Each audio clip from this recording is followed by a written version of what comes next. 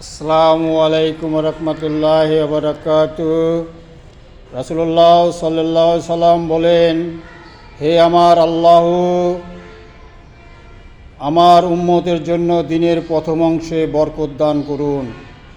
রাসূলুল্লাহ সাল্লাল্লাহু আলাইহি সাল্লাম যখন কোনো ছোট এবং বড় জামাত রওনা করাইতেন, তখন তাদেরকে দিনের প্রথম অংশে রওনা করাইতেন।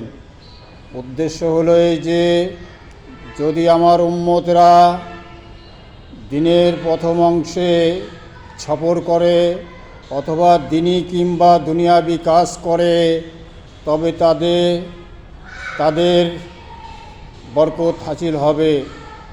আবু দাউদ শরীফের হাদিস নাম্বার 2606।